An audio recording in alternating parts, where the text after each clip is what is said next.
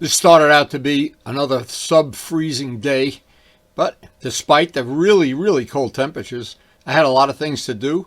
I did get the frame plugs installed. I got some update on the wheel and how that paint testing is coming out. And I got a lot of the things Karen wanted done around the house done all at once. And this morning I got up super early. I was hoping today would be a riding day. You know, it was 30 degrees. I don't think so. So we got a lot of other stuff planned that's useful. And we actually got a package yesterday night at about 7 o'clock. Amazon came here. I'm going to unbox it. It's some parts for the Mt09. And it looks like I want to bring the wheel down in the cellar, put it in by the heating vent, the wheel we painted yesterday. Looks like it dried up pretty well. So we're doing some experimental paint on that. I have some parts for the Mt09. Karen has a bunch of errands, and there's no chance at all today is going to be Groundhog Day. It is pretty cool. I never had this before. First time. I got an email from China last night. My part, the Mt09 windshield, has left China. Estimated time is 2 months delivery. Last time that happened, it was here in 2 weeks. And it came by air.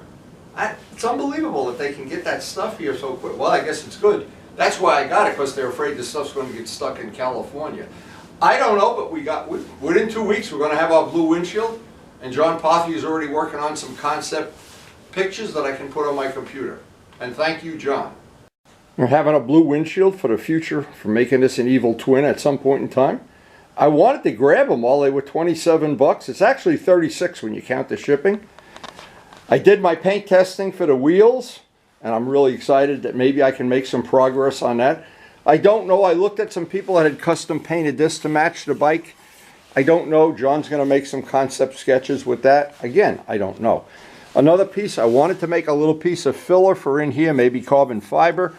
Not sure about that. Yamaha makes a part you can bolt right in there, so maybe it's not even worth making. I don't know. The wheels hopefully will be silver at some point in time. The matching paint that Dennis mixed up looks like a really good match. That worked out perfectly. We got the little clock. Hey, actually the guy that sent the clock, because I ordered it through Karen's account, he sent a little email to Karen. Did you like the clock? Did everything arrive okay? I think that's nice when people do business that way. Anyway, we got an eclectic day ahead of us. Now I wanted to see, this was a test when I did the wheel yesterday. This is the special paint that I mixed up. I put urethane with pigment in it, and when I was all done, I liked it so much I painted the whole wheel, both sides. But what's happening, there are some defects in here. And I thought, oh, what a good thing. See, here's one right here, where you can see something. Now, I didn't sand the wheel perfectly, so that's a problem. But I wanted to show how these things could be fixed, because I want to do more testing, of course. And here, there's a run in the paint here. This I could take out if we were going to keep the wheel. But I thought, you know, I never knew this wheel was going to be such a good part. It's actually going to be a test palette for some future work that I'm going to do. I may even make another one, I don't know. But I wanted to show, and I know another test we can do here. I wanted to see how this color was going to look when it was over gray primer. Probably it requires less coats. Now the reason it's so important is this edge of the wheel, the idea is to keep the paint as thin as possible. Now, so what happens when you prime it, and then you put 2 coats of paint, or 3, and then 2 or 3 coats of clear, you've got 6 coats of paint right here. And then when you go to take a tool to take the tire off, or you pull it off by hand, that paint is vulnerable right there. As you make the paint thinner, it's less prone to crack, chip, whatever. So I thought, well, that's really great. If I could do the whole wheel thinner, well, that would be nice. Well, we don't know that that's possible, but that's one of the things I want to try to work on in the near future, before I paint the Mt09 wheels. Now, we here in northern Jersey have a relatively long winter, and I like to stack up projects. So whenever I get up in the morning, I've got something that I'm interested in doing. And every day I come out here, flip the battery chargers 3-4 times, and I look at these parts that I've done already, the wheels I've already done, and I think, well, what can I do? This winter is pretty much going to be dedicated to making some changes to the Mt09. But I'll tell you the truth, it doesn't need a lot of changes. It's been a great bike. Absolutely bulletproof for 10,000 miles already. In fact, we got 10,275, and I was hoping In my wildest dream, I'd get to ride today. Not at 30 degrees, though. So it looks like we're going to have a busy winter ahead of us, and the real winter has arrived in the last week or so. And it's really gotten to the point where I've, well, accepted the facts, rides will be limited. I wanted to take this out in the sun, but the sun hasn't really come up yet. Later in the day, I wanted to get some pictures of it out in the sun. But we're learning something that may or may not be a real asset when you're painting a wheel. I don't know. I'm not going to know if I don't try. When it's this cold, you just can't drink enough coffee, that's for sure. That'll get me motivated to get some work done today. Boy, that coffee really does taste good on a morning like this. Now, because this is a test wheel, this was just to make a palette to test paint. What I did, and I did it on a previous video, I did 4 different types of paint. That was all fun. And I picked the one I liked. I really liked the one. I liked the R1 standard paint, but I liked the one with the paste pigment even better. And as I look at this after it's dried, it's as bright as the tin foil. I don't know if you could make it any brighter than that. Now, I did have a couple other little things I wanted to test. Now, when you paint something like this, here's test 1, and you start mixing. There's a golden rule with paint. If you start with Chromax and you do Chromax primer, Chromax paint, Chromax, and you're all done, and you've used everything from one manufacturer, there's almost no chance you'll have problems like what I'm going to describe. But in my case, I've got paint that was put on here probably 45 to 47 years ago when they did these wheels. I had that paint. Somebody had already repainted the wheel, probably with Rust-Oleum, knowing what it looked like. I didn't prep the wheel the way it should, and so this is really not a valid test. But there's a couple of things you can learn from this. There's always something you can learn. Let me show a couple of things. Now, because we didn't do a lot of prep on this, this is not smooth, of course. But even if we were going to use this wheel, I could sand this down now and just put more paint on. But as I'm going around, I wanted to find spots that I could show some. Now, here's one right here. Let me go around here. This is what I'll make a word up that probably is not the right word. It's alligator skinning. See how that paint is wrinkling up like my face? So this, now if I wanted to repair this, actually at some point in time I'm going to do a repair on this and show how you would fix this. You need to sand this back down and seal it with primer sealer. And that wouldn't even be a big deal. Now, because I put this paint on without really in the cold weather letting it dry enough, I've got some runs. But again, those runs could be sanded out if we were going to use this wheel. What I really wanted to know, the deal breakers on this is would the paint dry? And you can see, even in below freezing temperature, less than 24 hours, the paint, you can't put your fingerprint in it. So that tells me that chemically everything's going to be fine here. There was another defect that I could show. And because we're trying to share useful information, here we are right on the edge. It looks like there's some contamination in there. But again, all these little things could be fixed. And maybe I'll make a separate video at the end of when I'm already done with this wheel of how you could repair the various things. They're all, everything in paint is repairable because you can always take the paint right off. Now, spots like this, it's just because I didn't prep the wheel. Maybe this might be a spot. No, it's solid. See, when you see a little spot like that, you put your fingernail in. If it's a bubble, ooh, you're in big trouble. And then there's always the thing of, the biggest thing is the paint going to dry? And that looks like we've solved that problem. Is the paint going to cover? Looks like we got that covered too. Now, the big test is going to be the next day we paint. We're going to try to just go down a bare metal. This is going to be the test. Go down a bare metal with some part of this wheel, and then no primer at all. Just mix up a batch of this paint because I want that paint to be thin on the edge. And see how many coats of paint it'll take. I've got plenty of that paste, the paste pigment. But that, if I'm able to do that, that opens the door to having much thinner amounts of paint on a wheel. And that's a major thing. That's major, absolutely major. But before I do any work on that, I want to be fair about the test because I'm going to do some real testing. And I've got it under a heating vent now. I'd like it to dry for at least another 24 hours. And then I'm going to do a couple of tests that I think everybody will find very interesting. One of them is to put fresh tape on this and just rip it up in various spots. That'll show if I've got a decent bind to the primer or if the primer isn't bonding to the metal. Now, so I'm sure that's something Scott would be very interested in. And we could we can show how to diagnose what's wrong with your paint job. Having this wheel is going to be a big part of my getting a knowledge base so that I can ultimately, the goal is get an absolute killer paint job on those MT09 wheels. And it's all coming up very soon. I'm excited about this. Now, every bike I've ever repaired, restored, repainted, and every model plane I've ever done, I try to learn something. I try to do experiments, and I try to figure out what works in the real world. So the next thing I wanted to show is when I bought the R1, this is when it was relatively new. It had my exhaust system on it and everything. And all the carbon parts I was making, I was going crazy, but I wanted to fill in. A stock bike has bolts sticking out and various gaps and stuff. And they made a kit of little plugs to go over that. I bought the kit. It worked out great. It cleaned up the look of the frame. So this is the package that came today. And all I can say is I don't know if this is even going to work, but everything I do, there's almost nothing I do that it's just been done before, and I like to experiment. And when things go wrong, which from time to time they do, I'm real happy to share the information. Maybe save you some money or time or whatever, but anyway, this is an important thing. This is one of those small details that you think wouldn't be that important, but when you take a look from far away and you look at it, when I look at it at night on my computer and I stare at it, I go, I don't like that. Some part of it could be improved.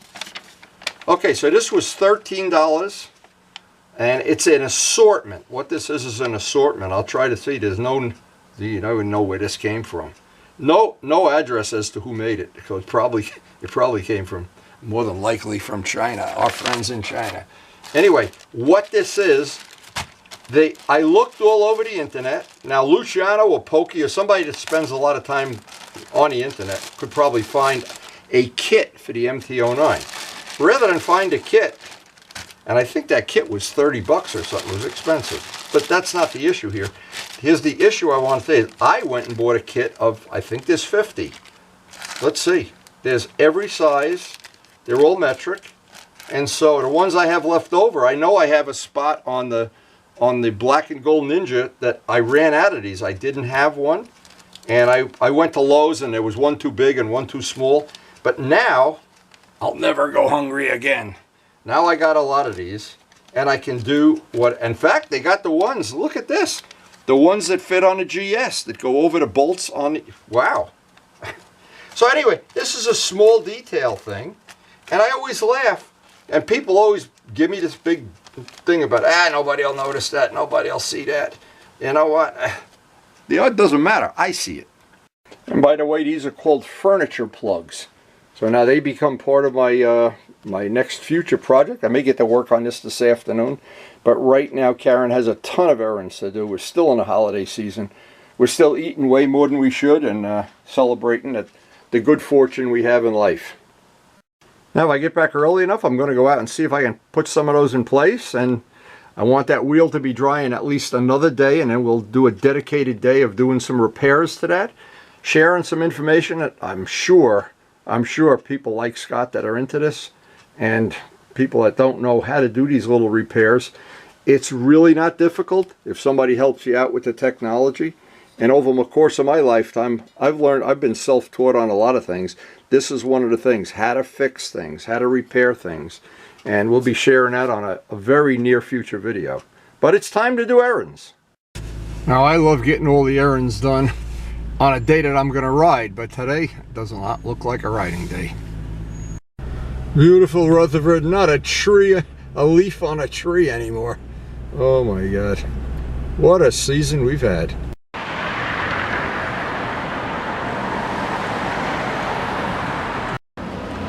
I have to get a haircut today. Oh my God, I had to go see my girlfriend Adriana. So I have to take a picture of what my hair looks like before Adriana cuts my hair. She's going to do a job. She's going to make me look like George Clooney. Is that true, Adriana? Yes, indeed. Okay, tell me the truth. Do I look like George Clooney? Would you ask me for an autograph? Not really. Not really. Save your money. I got to go audition for a role as George Clooney's stand-in for the love scenes in the next movie he's doing. One More errand than we can get back to the shop. Working on our bikes. On the way back, I noticed the last trees in Rutherford that have leaves on them. Holy moly. Now it's funny because Karen reads 3 or 4 books a week. We are regular visitors at the Rutherford Library. They know us on a first name basis. They have our own private parking spot. Yeah, Karen really is an avid reader.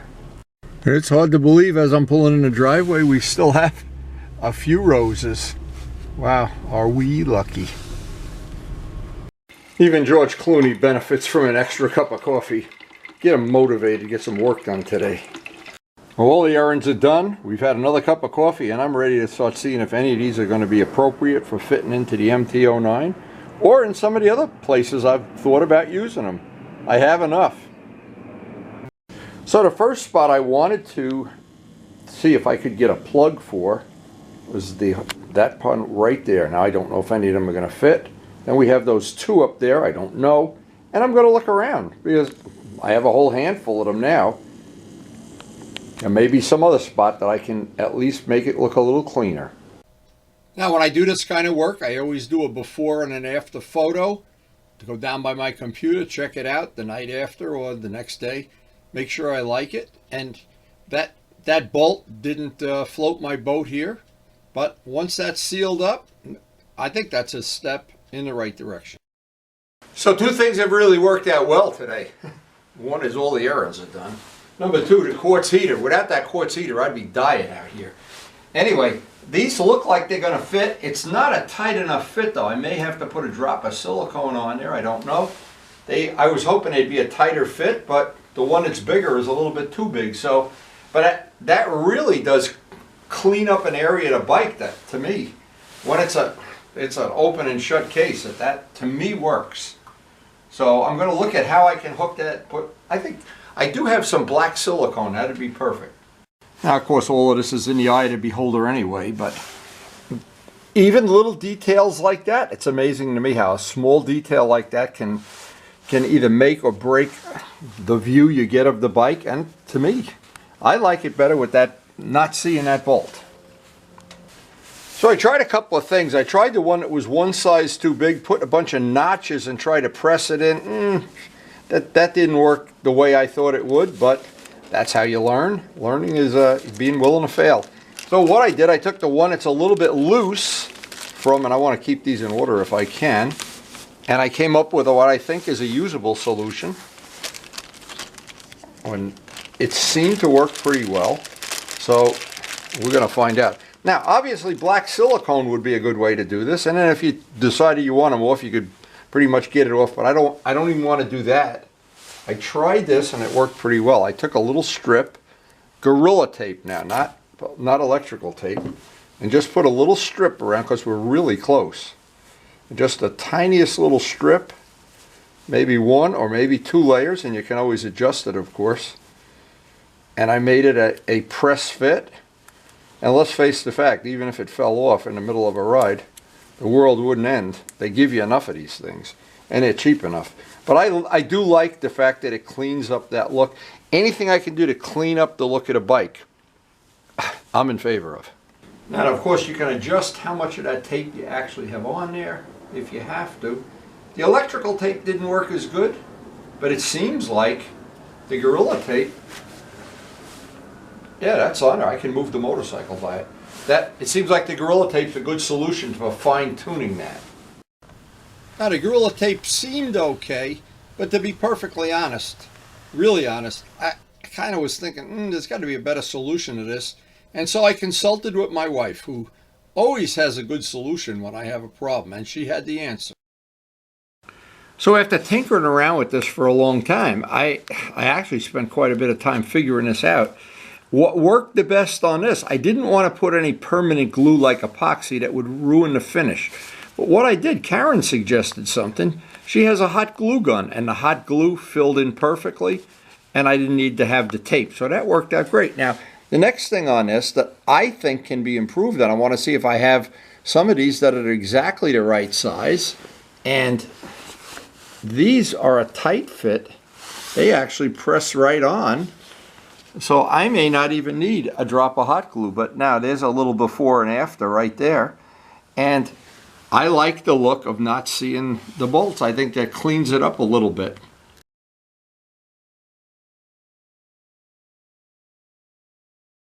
Now these were an exact fit. They're actually a press fit, but just to be sure, I'm going to put a drop from the glue gun on there. Now, nice thing about using hot glue from a glue gun, if you don't like it, you can take your finger and wipe the glue off, and it doesn't hurt the finish. If I were to use JB Weld or something, to get it off, I'd be scratching the finish. So this turned out to be a really good solution. Now, it's funny how a lot of times, look at this, the glue is sticking everything. A lot of times a solution can be very simple, and in this case, I think this is going to work perfectly. Now, an advantage is that there's no way you can drip that or drool it, and if you want to remove it, I think it's alcohol, isopropyl alcohol takes that right off. Softens it right up, you take it off with your finger. But in the meantime, I think that's a nice little change, and way better than looking at the bolts. The next thing on the list are these two exposed bolts and those parts. By the way, that solution with the hot glue seems to have worked real well. I have plenty of them, and this, if I can get them to fit in there, that cleans up the whole area. And it does, not a lot, but it's a small detail, and I think the small details always matter in the end. In the end, when I asked Karen, you like better looking at bolts, or you like better looking at those plugs? She agreed, the plugs are better. So this whole thing with those cleaned up, I know that's a small detail, and that, to me, I know people don't notice it, and I know people don't care, but I do. Always good to remember, all these things are subjective and in the eye of the beholder, but to me, having that just a little cleaner, just one more step toward making this bike my own. And I do like the way these cover the bolts. That's a nice little touch on the GS. But it's all little details. Now on the 650, I happen to have that in stock. And I thought that really, when that bolt was showing there, it just looked so ugly. But I never found one for the other side because they're both different diameters. Guess what? In this pile of stuff, there's one that's exactly the right size. And that's the kind of stuff, more little details. You never think anybody's going to notice, but when you put the whole package together, it's like if you get all dressed up and you got your belts unbuckled and your shoelaces untied. I like to have it all like it's all put together. And for the life of the bike, I never had a cover for there. For the whole time I restored the bike and did all that work, never had that. Now we got it. And I was real glad. I didn't expect to find one that was going to be exactly the right size. It snapped right in. Perfect. One more detailed piece of this that I'm very happy. I wouldn't have ordered those pieces just for that one piece, but they came as a package. And on the Green Ninja, I've already done these. I already had one. They had this I don't know, plastic or whatever. But that one fit in the bottom, a perfect snap fit that I had. Not from this set. Just another small detail. And this is the other side of the R1 frame where those plugs go. And to me, again, nice little detail change. Everything I can do to clean up the bike just makes it nicer to me. So I bagged up all the spares, of which there are plenty. I don't know how many pieces, there are at least 50 in there. But just anything I can do, again, little details always make an important thing to me. And that hot glue gun was a good solution to a very annoying problem. The tape really didn't work the way I wanted to. I didn't want to put epoxy on the frame. That was a good solution. So I'd say this day worked out pretty well. Got a lot done. I got to look like George Clooney for 10 minutes in the barbershop and got this done. The wheel is cooking up down under a heating vent, and we've got another little detail, and the next detail I'm looking forward to is when John has that photo, I don't know, I call it Photoshop, but he makes it, this will be blue, the wheels will be silver, and I can start to look at how some of these final things are going to look when I get the bike done in the spring. And for right now, I'm going to shoot a couple pictures and then go down by the computer and check them out. So coming up at the end of the day, and I always do like to do a complete walk around, whether it's in the garage or outside, I like to look at the bike. Number one, I'm always looking for more ideas. I'm always looking to see how something looks from the front, from the back, a low angle, a high angle. Now, I understand this is a separate hobby, separate passion from just buying a motorcycle and riding it. And a lot of my friends enjoy that. There's certainly nothing wrong with that. Nothing wrong with bowling, golf, collecting goldfish. But my passion is to personalize the bike, but personalizing it to suit me. It's not made to suit other people. And that can be a little bit more difficult than you think it is. And little things like the bolts on the fender, having a windshield laid back, having the bolt covers on the frame, it's always, to me, a lot of little things that just make it, the rear hugger, they make it personal. And I know everybody likes to work on their own bike and personalize it. So the wheel is dried up just better than I ever thought it would. This is going to be a good project and a good learning experience to see if we can learn something about having a urethane with the pigment already in it, and maybe even then that, and eliminate the primer or something. I don't know what, but being able to keep that paint thin on the wheel, wow, it's going to make, that's a game changer. So I loved how the little frame caps, I don't know what you would even call them, they're called furniture plugs. A little inexpensive cleanup for some of the bolts on the bike, as well as I got some left over. I can even use them on the other bikes if that comes to fruition. But anyway, this is what I'm really excited about. I'll have this under a heating vent another 24 hours, maybe work on it. But tomorrow my son Craig flies in from Denver, and then we're going to have him here for 10 days. So maybe I get him to sand the wheel. I hope he's watching this. I don't think so. So maybe we'll get some stuff done while he's here, and maybe we'll just party. I don't know. So I hope you did enjoy the video. We try to post up the video every day of what we do in the shop, or the ride we go on, or what if we hit the lottery, or we get arrested, or whatever. It's all on the channel. It's there for free, and it's there to enjoy and share. I have my very humble bike collection that I've worked on for, oh my God, 25 years already. And I finally got one from every 10-year period that I've been involved in motorcycling. I'm upgrading them constantly. I'm always looking for something new to do to them to make them better, or improve them, or in some way upgrade them. But the biggest thing I do enjoy most of all is when I do learn something, and I'm trying to learn something with this experimental paint, I always try to share it on YouTube. I always think that's a good thing. And share it with my friends. And obviously, if you're watching a video, I'm sharing it with you too, so.